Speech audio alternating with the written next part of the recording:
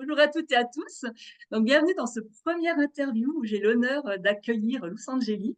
Et avant tout, merci beaucoup pour ton invitation.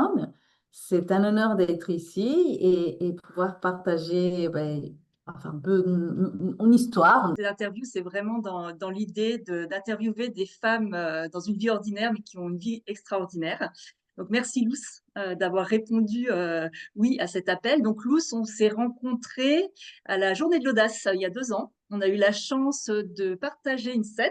Tu as vu un petit bout de scène avec nous, aussi organisée par Yannick Alain.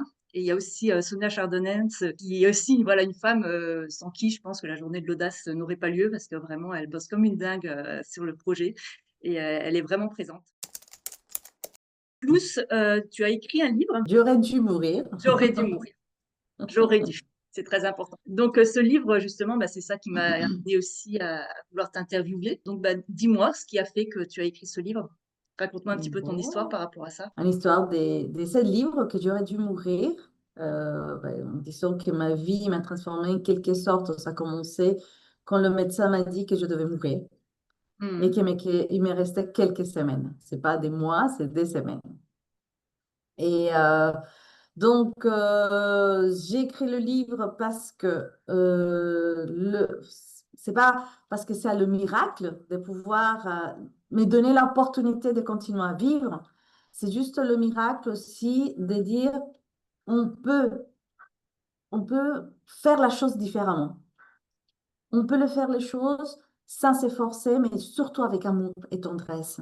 Pendant des années, toute ma vie, j'ai été une femme dans laquelle je devais être forte. Tu pouvais, ou qu'on me demandait si tout va bien, aucun souci, même que j'étais dans le fond des trous. Et la maladie m'a rappelé que avant tout, on doit être tendre avec soi-même. Ouais. Et par rapport à cette histoire, du coup, donc, ils t'ont dit, voilà, t'as plus que quelques semaines à vivre. Donc, c'était quoi cette maladie et comment? Parce que t'es encore en vie, là, du coup. Qu'est-ce Ah, qui s'est passé entre-temps? Il s'est passé des trucs. Dis-nous tout. oui, ça passait des choses. Oui. Alors, la maladie s'appelait la maladie des bases d'eau.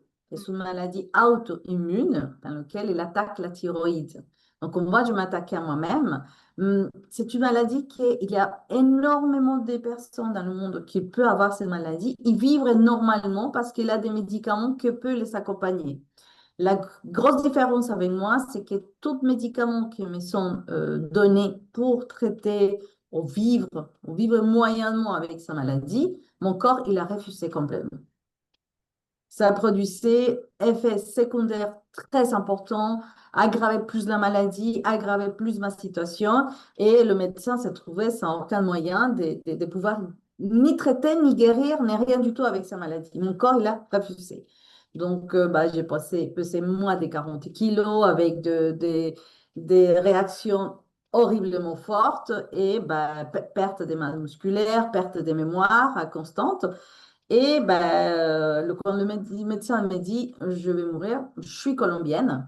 Et donc, j'ai décidé d'aller en Colombie. Enfin, c'est pas l'idéal de que les parents voient ses enfants mourir, mais moi, je me sentais plus proche d'être aux côtés de mes parents, dans ma terre, dans mes racines, que rester dans un pays lointain que je vivais à Paris. Quand tu as dit ça à tes parents, quand tu leur as annoncé, Ils ils t'ont sont jamais accueilli su. comme... Ah, d'accord, t'y allais Non, ils sont comment alors jamais du coup? su. Non, non, non. Non, non, je préférais lui dire que j'avais une maladie assez importante Mhm. et que je préférais rester avec eux, mais ils ne savaient pas toute la trajectoire, une année entière en train de souffrir. Ils sont pas, ils sont su tout ça quand ils ont lu plutôt mon livre, Mhm. donc des Ouais. années après. Mais moi, je voulais rester tranquillement, en fait, d'être avec eux, et c'est ça que chaque fois je dis, je pense que ça, c'était la première partie de pouvoir vivre, hein. Parce que j'ai profité chaque instant, chaque moment, chaque jour que j'ouvrais les yeux et disais, waouh, je suis encore là. Je vais profiter encore des couleurs de la journée, les couleurs de sabre, de partager avec les gens. Parce que finalement, j'ai accepté ma mort. Finalement, Ouais. je dis, d'accord, si ça, c'est ma réalité, vivre ma mort de manière agréable. Tu partais en Colombie, il te restait très peu de temps à vivre. Non, on l'avait accepté. Donc tes parents, en fait, tu avais imaginé leur dire quand, t'imaginais ça comment? Parce qu'il y a le côté je profite de la Je vie, je pense, veux pas leur en parler parce que je veux profiter un maximum. bien sûr. Je pense que je n'ai pas imaginé, rien du tout. Mhm. Franchement, là, je me suis dit, je vivrai chaque instant. Mes parents, ils savaient que j'étais très malade. Ils savaient, parce qu'ils se voyaient déjà. Je me rappelle que quand j'ai descendu de l'avion et mes parents se sont chargés des valises et tout ça, mon père me dit, t'es assez maigre, ma fille, faut manger plus. Je dis, oui, papa, je mange beaucoup, mais bon. Et c'était plutôt les circonstances qui faisaient que petit à petit, je les disais que j'avais une maladie auto-immune, que je ne savais pas comment ça avait évolué, que les médecins ne sauraient pas trouver des réponses, que je préférais rester avec eux. Mais jamais j'ai mentionné le mot mort. Je les disais, je vais vivre chaque instant. Je vais Ouais, alors vivre avec vous chaque moment. c'est super intéressant parce que d'un côté, il y a cette acceptation de la mort et se dire je vais aller sur mes terres, et de l'autre côté, t'en parlais pas comme ça. Il y avait une partie de toi qui se disait non, c'est pas fini quoi.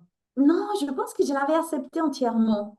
Hmm. Je ne le disais pas, c'était pas parce que je ne voulais, voulais pas mourir, non, c'est pas vouloir mourir, d'accepter ma mort. Hmm. Donc, j'avais pas plus peur, en fait. Peur de vivre chaque instant, pas peur de pas parler de ma mort, c'est devenu quelque chose de naturel. Avec mes parents, on parlait de la mort en disant, voilà, on ne sait pas comment ça va passer, on verra, tout le monde va mourir. Et mon père, toujours, il a un refrain qui dit, estamos vivos, pero olemos a muertos. Nous sommes vivants, mais nous avons un odeur à mort. Hmm. T'as raison, papa, ça c'est vrai, parce on vit, mais on ne sait pas dans quel instant. Donc, c'est devenu un dialogue normal, sans peur, sans angoisse, sans pression, en fait. Là, à ce moment-là, Non, c'est vraiment la super définition de l'instant présent, quoi. C'est vivre l'instant présent. C'est je sais. l'incarner totalement. Et je le carnais entièrement. Et là, c'était tellement beau parce qu'il a eu des circonstances que des portes s'ouvrent toutes seules. Je pense que qu'on n'est pas dans l'attente, qu'on n'est pas dans une pression, qu'on n'est pas dans une angoisse. Les portes, c'est comme si le schéma s'est tracé toute seule. Et Hmm. moi, le schéma qui s'était tracé, c'est de rencontrer des communautés indigènes en Colombie. Chose que en quelque sorte, je voulais aller à l'Amazonie pour visiter en disant, doit être joli. Mes parents, ils me sont interdits d'aller à l'Amazonie parce que Hmm. à l'époque, bah, c'était un peu dangereux. Enfin, Colombie, l'Amazonie toute seule, c'est pas l'idéal, surtout pour une fille et sans connaître personne. Mais ma vie m'a envoyé à un autre endroit, c'était le nord de la Colombie, à rencontrer, ben, les gens les connaissent plutôt pour les Kogi, mais c'est un des quatre familles qui s'appelle les Sarawat.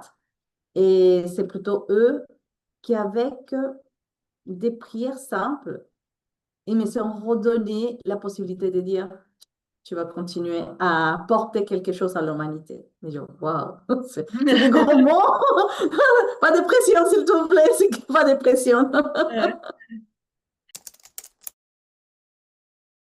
Donc là, tu es partie toute seule avec ton sac à dos. Tu t'es dit, tiens, je sens que je vais aller là-bas, j'ai envie de rencontrer ces personnes-là. Et il y a eu des rituels, il y a eu des choses qui se sont passées. C'est ça? Alors, c'est plus. Alors, l'idée, c'était ça, de prendre un sac à dos, mais j'étais incapable de porter quoi que ce soit. J'avais rencontré un ami qui m'a dit, Angélie, je t'aide, mais il fallait monter à cheval entre 14 ou 19 heures en montant la montagne, parce que c'était au nord de la Colombie.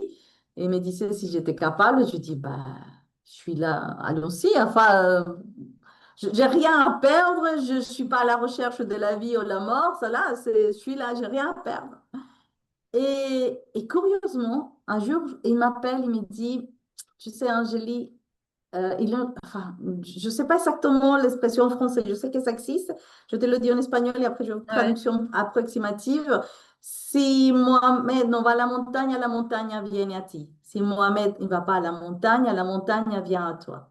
c'est ça. Et Ouais. c'était à peu près ce qui m'est arrivé.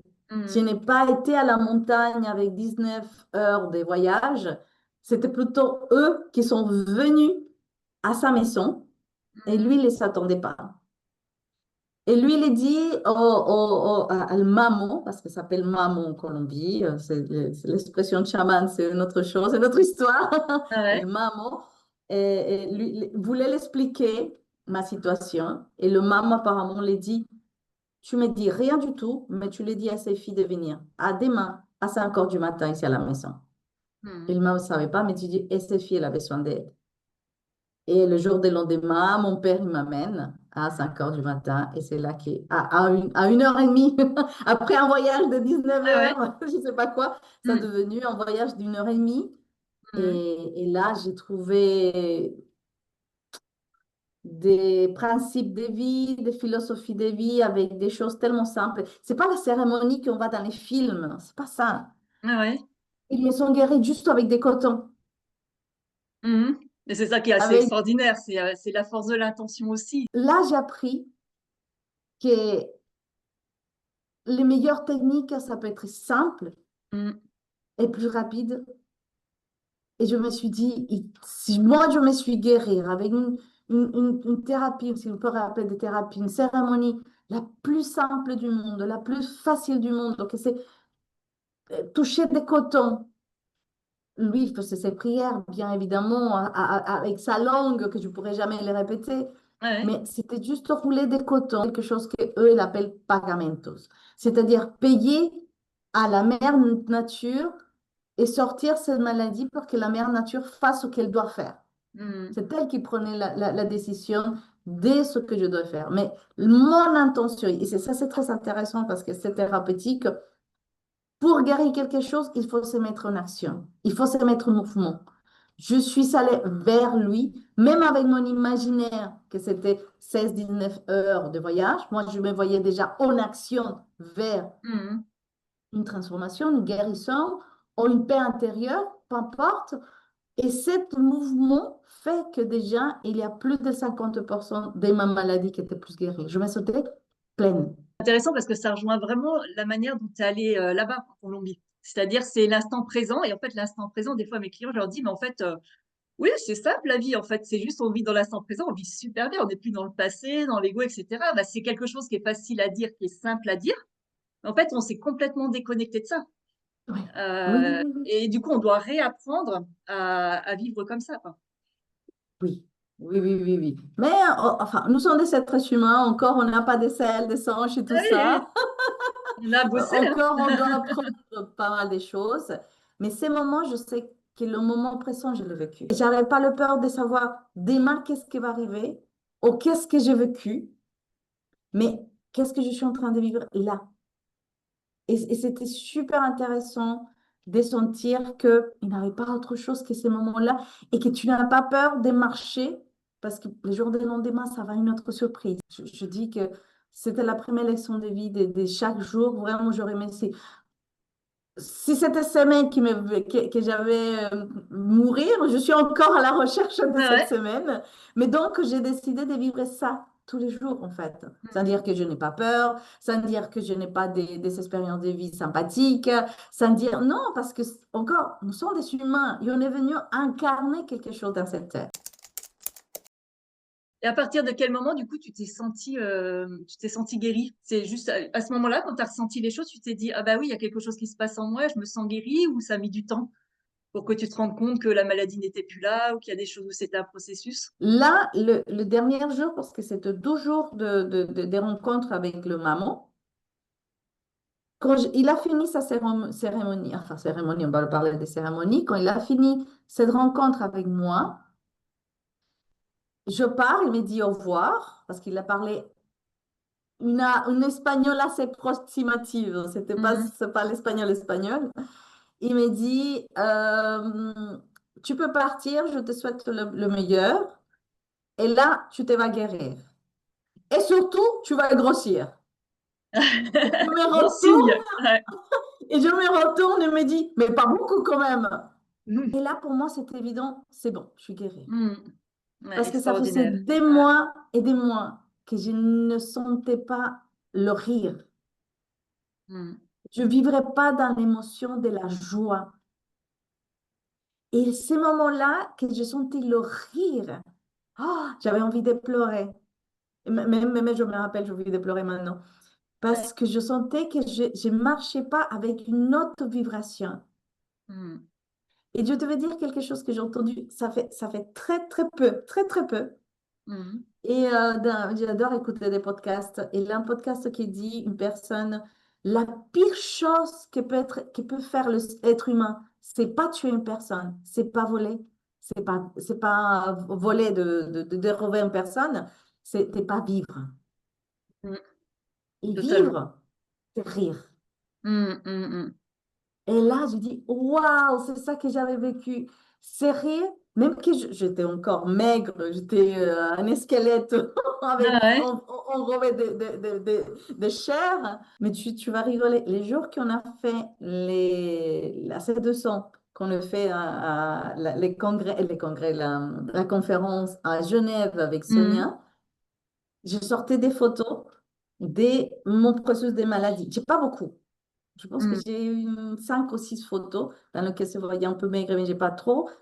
Mais les jours que je me suis guérie, j'ai vu les dates, ça durait 3 semaines, Mm. dans lesquelles j'étais maigre, squelettique, et Ouais. 3 semaines dans lesquelles j'étais plus humaine, je ne sais pas comment Mm. dire, plus moi.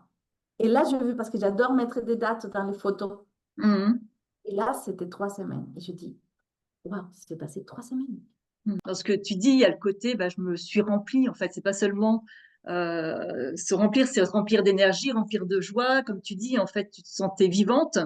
Et il y a tellement de personnes dans leur vie qui subissent leur vie Mm. plutôt que de la vivre. Voilà, c'est exactement ça. C'est-à-dire que cet événement de la vie, cette expérience de vie t'a amené à ça, même s'il y avait quand même une belle énergie de vie. Puis tu t'appelles Douce, enfin, c'est la lumière, évidemment. Mais voilà, tu portes quelque chose. Déjà, c'est chaud, c'est déjà la naissance, un beau bagage. Mais voilà, il y a tellement de personnes en fait qui subissent leur vie, qui Mm. passent à côté de leur vie, qui font pas professionnellement ce qu'elles veulent. Voilà, comme tu le sais, du coup, moi j'accompagne les victimes de pervers narcissiques. Voilà, c'est des personnes qui Mm. subissent beaucoup de choses, Mm. qui subissent de plus en plus jusqu'à justement perdre cette énergie de la joie et de l'amour. Il n'y a plus d'énergie de vie en fait, et je le vois aussi dans les personnes que j'accompagne aussi dans le burn-out. Du coup, elles n'arrivent Mm. même plus à se reconnecter. Il n'y a même plus cette force, cette énergie de vie, cette force de vie pour se reconnecter à la joie. Oui, oui, oui, qu'on perd cette vitalité de vivre. On- on- enfin, pour moi, parce que moi aussi je l'ai vécu, pas en traumatisme sévère comme pervers narcissique, comme autre chose, mais on a des traumes, vraiment. Grand, petit, chaque trauma, il a sa taille, je Mm. dis. Ce Ouais. trauma, mais tous Mm. nous avons une situation Oui, oui. dans Mm. laquelle nous sommes marqués dans la vie. Ça, c'est clair. Mais le plus important, c'est pas les donner la clé de ma vie à une autre personne. Ça veut dire pour moi, quand je suis un pervers narcissique, je suis en train de donner la clé de la vie à ces pervers narcissiques qui dominent ma vie. Quand je dois dire stop. Si c'est mon travail en burn-out, c'est très facile à dire. Je le sais parce que bon, Oui. Mm. mais voilà. Mais pense ça. Pourquoi je donne la clé de ma vie à une autre personne quand c'est ma clé? C'est Mm. ma porte, c'est ma maison, c'est mon espace, c'est ma sens, c'est mon corps, c'est ma joie de vivre. Et c'est pas l'autre qui va la gérer. Mm. Et donc, mais pendant ce processus, qu'est-ce qui se passe? Il a des émotions tellement fortes comme la peur, l'angoisse, l'anxiété, qu'elles sont pas mauvaises. Je dis que les émotions, elles sont pas mauvaises, mais on ne sait pas les interpréter. Et comme Mm. je ne sais pas les interpréter, ça devient énorme, énorme. C'est débordante. On ne sait pas les gérer, je ne sais pas comment faire, même à ces pertes de mémoire qui peut arriver aussi, parce que je fais ça, je dis ça, c'est pas moi. Enfin, c'est des choses qui arrivent. Et quand tu commences à prendre le pouvoir, le contrôle de ta vie, Mm. c'est un processus. Et quand tu le souhaites, quand tu le décides, quand tu y vas, les portes s'ouvrent toutes seules. Ouais, c'est génial ce que tu dis. Voilà, c'est une décision à un moment donné. Et c'est là qu'il y a une espèce de déclic. Pas l'autre qui va avoir le contrôle de ma vie. En fait, c'est moi. En fait, j'ai ce pouvoir-là, quoi. Exactement, exactement. Et sans oublier que l'essence plus grande de la vie, c'est l'amour, mais l'amour de soi. Et Mm. c'est dire, je peux aimer mon travail, je peux aimer même cette personne, pourquoi pas? Même que c'est un pervers, même que le sentiment c'est dur, mais je peux l'aimer à bout de moment de ma vie. Je l'aimais, mais je m'aime plus que ça. L'amour de soi, c'est quelque chose des fois qui est difficile. Alors, c'est plus quelque chose qu'on va ressentir dans ses tripes. C'est difficile des fois de mettre des mots dessus. Tu mettrais quel mot dessus? Pour les personnes qui n'ont jamais connu vraiment ça, en fait, qui ont été dans la dépendance, qui ont donné la clé justement à une autre personne, et elles se disent, bah, je sais même pas ce que c'est en fait. On doit attendre mon prince charmant, je dois attendre mon travail parfait, je dois attendre. Et donc, on a pris, même dans les films aujourd'hui, c'est ça devenu, tu vois, j'aimerais bien trouver l'homme de ma vie comme Oui, ça. ah ouais. Puis on cherche l'amour à l'extérieur. Quand vraiment, je dois devenir l'amour, moi. Si je mets un mot, c'est moi devenir amour, moi. Je deviens amour, en fait. Mhm. Mais amour, ça ne veut pas dire ah, je suis tellement faible. Non, amour, c'est être aligné avec mes principes, être aligné à ce que je dis, être aligné avec ma vision, être aligné à le respect de cette vie et surtout ma vie. Tu l'as trouvé l'amour. Parce- J'ai trouvé l'amour pour moi et j'ai trouvé l'amour Voilà. avec un homme que je partage. Ouais, Mhm, j'ai trouvé l'amour, mais j'ai pas trouvé mon amour, j'ai trouvé l'amour. Je travaillé beaucoup mhm. sur moi pour trouver cette féminité sacrée mienne. Et quand je l'ai trouvée, c'est grâce à ce processus de ma maladie qui m'a pris, j'ai appris que je devais travailler plus sur mes féminités parce que finalement, on apprend tellement la force, tu dois être forte, tu peux être Mhm. forte, tu dois soutenir. Moi, j'ai dû apprendre même à pleurer pour te dire. Et c'est ça qui m'avait intéressée aussi récemment. Tu as fait une petite vidéo en parlant de résilience. Et justement, c'était pas ce qui nous tue pas nous rend plus fort. Il y avait quelque chose de beaucoup plus doux et tendre envers soi-même. Ce serait quoi comme définition de la résilience? Résilience émotionnelle consciente. Mhm. Entre plus dans son conscient, consciente de ce que je fais, consciente de que chaque chose, elle a un espace dans ma vie, consciente de que je connecte mon mental et mon cœur. Et pour moi, c'est ça la plénitude. Que mon corps et mon cœur, mon cœur, oh non, mon cœur, Cœur. c'est ça mon accent latino, mon accent espagnol, et mon mental, mon esprit Mhm. travaillent ensemble. Et il a une expression qui est toute ma vie, et je sais qu'en français existe, arrête d'être sentimental. Et après, je dis, non mais attends, je dois être senti, mes sentiments mental. Je dois être Mhm. sentimental. Ou je dois être mental, sentir. Les deux doivent travailler ensemble. Ah, ouais. J'avais jamais fait le lien de ce mot-là. Super intéressant. Sentir et puis Ouais. mental. Ah ouais. Bon, ensemble. C'est fou. Ah, ils vont Ah ouais. ensemble. Ils nous ont dit arrête. Donc, nous sommes coupés la possibilité de sentir. Et une chose, enfin, moi, je suis aussi donc thérapeute, je travaille beaucoup le cœur. Mhm. Et là, il y a pour la majorité, on va parler des féminins. Les hommes, ils sont d'autres manières, mais ils ne sont pas là. On va parler des féminins. Nous, les femmes, la majorité des douleurs que nous sommes, c'est ici. Mhm. Tous ces parties-là. On va faire comme ça. Ouais, ouais. On porte le poids du monde, mais regarde qu'il y a les cervicales. Et les cervicales, c'est un pont entre mon mental et mon sentir mental.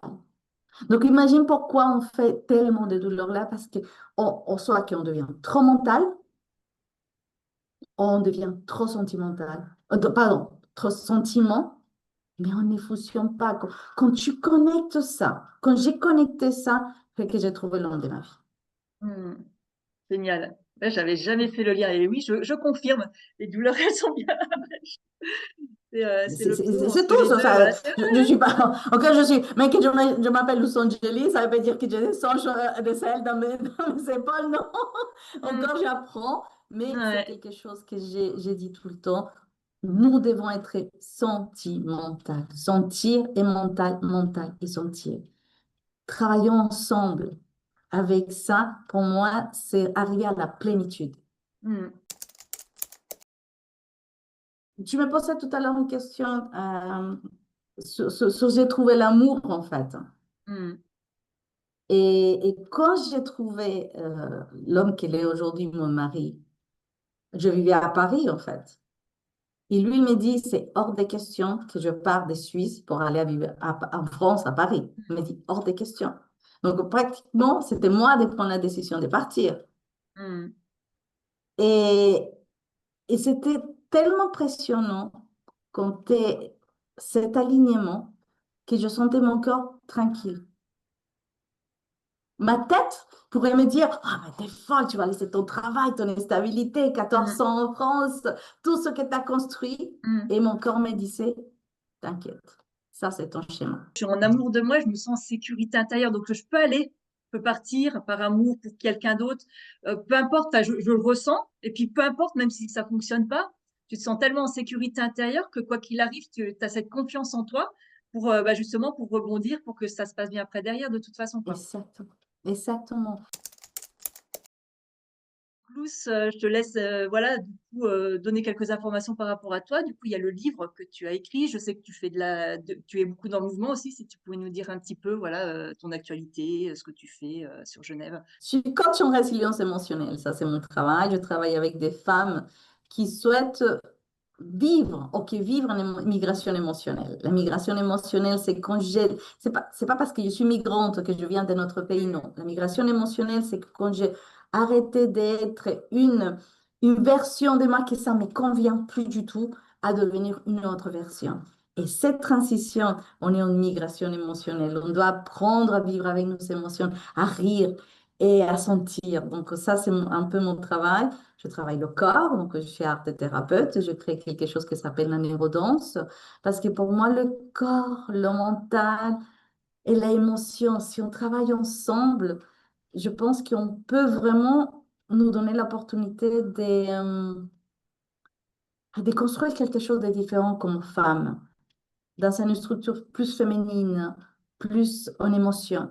Mais actuellement, je fais des ateliers, un atelier dans lequel j'aide les femmes à enlever ces brouillards qu'on a. Nous travaillons le TRTD, que c'est la technique que mon mari, la méthode que mon mari a développée, qui s'appelle traitement rapide des traumas et des deuils. Et donc là, il a inclus beaucoup le tapping, donc je travaille beaucoup avec le tapping, mais pas le EFT, c'est le Faster EFT, c'est un peu Oui. différent. Ouais. Et le corps et surtout, enfin, une chose qui m'est arrivée à moi durant ma maladie, c'est que j'avais beaucoup de pertes de mémoire, des troubles de perte de mémoire. Et je pensais que c'était à cause de ma maladie, à cause de mon âge. Donc on dit, je suis vieille, donc voilà, c'est normal qu'on perde la mémoire. Mais non, c'est parce qu'on a un niveau de cortisol très haut et Mm. l'hippocampe se coupe. Et donc, pour ça, il faut le réguler. Et pour moi, la technique, l'outil euh, phare, pour moi, c'est le mind mapping, la carte mentale. Mm. Restructurer le mental, organiser tes idées. Et quand tu organises et tu libères en même temps en utilisant le tapping, je peux te dire que c'est une explosion des choses Ouais, ouais. extraordinaires. Bah, c'est Voilà. exactement ça. Enfin, c'est totalement aligné avec ce que tu dis. Et c'est vrai que je travaille beaucoup là-dessus aussi. Le mental a besoin de comprendre. Et après, le corps a besoin d'incarner et de libérer aussi les émotions. Si je reprends Mhm. les victimes de pervers narcissiques, elles vont aller beaucoup dans le côté j'ai besoin de comprendre ce qui s'est passé, etc. Mais la compréhension, elle suffit pas. Après, il faut libérer tout ça. Il faut Mhm. libérer les émotions. Et ce Mhm. que tu as dit aussi à un moment donné, c'est qu'il y a une décision de se dire, bah, c'est moi. En fait, je suis plus victime d'eux. Je prends la responsabilité de ce qui se passe et je prends la décision aussi de ne plus laisser le contrôle, de ne plus laisser la clé à une personne extérieure. Et en fait, c'est moi qui suis responsable de ma propre vie. Et Mhm. j'ai des outils aussi pour faire ça. Donc, voilà, c'est complètement aligné aussi avec ce que tu disais. Avant ta maladie, tu faisais quoi? J'étais coach en insertion professionnelle. Voilà. Hmm. Voilà, c'était conseillère en insertion, mais c'est coaching en insertion professionnelle. Donc, j'ai travaillé avec des personnes étrangères Hmm. qui venaient en France ou à Paris à reprendre sa vie. Donc, je devais travailler, mais venaient avec beaucoup de difficultés comme la langue, l'adaptation, des pas de pas être ni là-bas ni ici. Tu deviens une Hmm. personne qui n'est pas de là et d'ici. Et c'est pour ça que là vient mon nom de migration émotionnelle, parce que quand tu es victime de quelque chose, tu es une personne, mais tu rêves de devenir à quelqu'un plus libre, Hmm. plus plus incarné dans ta vie personnelle. Et tous ces processus pour ces nouvelles personnes, tu vis toute une migration émotionnelle Mm. avec une sensation de perte, de deuil, de savoir que je dis non. Et même de m'éloigner, si sont des pervers narcissiques, de dire je coupe toute relation et d'accepter que stop. Donc, cette nouvelle version, que j'ai Ouais. travaillé beaucoup avec des migrants, parce que je suis aussi, Mm. là, je voyais que ça passait la même chose à l'intérieur de nous. On voit qu'il y a tout un chemin. En fait, tu étais déjà dans le coaching, dans l'accompagnement, il y avait le côté migration, il y avait le côté quand même émotionnel. Et c'est vrai que le fait de couper aussi, c'est pas seulement quand on est sous emprise, alors que ce soit emprise de son passé, hein, des traumatismes qu'on a vécu aussi. Dans le cas de victimes de pervers narcissiques, il y a l'emprise de l'autre aussi. Donc, du coup, on voit bien que c'est pas seulement dire stop, je coupe la relation, je m'en vais. Après, il y a tous les Mm. bagages. C'est comme avec Toutes voilà, les tous les traumas bagages. qu'on peut régler, etc. On a beau Et justement déménager ou changer de pays, oui, ça fait du bien, mais on n'a pas nos bagages émotionnels non, avec non, nous, non, quoi. non, non. Mais c'est ça, c'est ce processus de dire, j'abandonne tout, mon bagage, ça ne me sert à rien. C'est comme Mm. quand tu passes à la douane. Mm. On t'amène une grosse valise de 23 kilos, il n'y a rien à l'intérieur important. On t'amène ta valise de 23 kilos avec toi et tes choses importantes qui te Mm. donnent de la valeur. Donc, c'est un choix. La vie, c'est question des choix, je pense, des décisions à prendre et être prête à assumer ces décisions. Mais encore, je le dis, soyez pas toute seule. Mm. Soyez accompagné. Prenez de la main de quelqu'un. Accompagner, ça ne veut pas dire. Ça s'appelle les thérapeutes, ça s'appelle les coachs, ça s'appelle psychologue, ça s'appelle, je sais pas, travailleur social, ça s'appelle, je ne sais pas, mais des personnes en dehors, vraiment, vraiment en dehors de ton cercle de personnes que te connaissent. Doit Mm. être une vision différente, un regard différent, une parole différente qui te fasse penser et sentir différent. Il y a besoin d'une personne justement qui sache aussi te connecter à tes sensations. Et non Yes. seulement il y a le mental qui est lié à tout notre passé, tous nos bagages, etc. En plus, quand on est sous emprise, c'est même plus notre voix qui va parler, c'est la voix de l'autre qui nous met sous emprise. Donc, du coup, là, c'est important aussi de se dire, bah ouais, j'ai besoin de quelqu'un en fait pour me libérer de tout ça. Et je suis tout à fait d'accord Exactement. avec toi. Voilà, le développement personnel, que ce soit, c'est ce que je dis aussi, peu importe ce que vous faites, si vous êtes plus dans l'énergétique, plus voilà, ressentez vraiment là où le thérapeute qui vraiment résonne avec vous, plus que la technique aussi. Et je Mhm. pense que tout le monde a besoin d'être accompagné. Enfin voilà, je pense que, je sais pas toi, mais en tout cas, moi, de temps en temps, bah, je me fais accompagner parce qu'il y a des choses aussi, on a beau avoir des outils, il y a des choses qui bloquent dans la vie, on peut avoir des problèmes de vie, des deuils à faire, etc.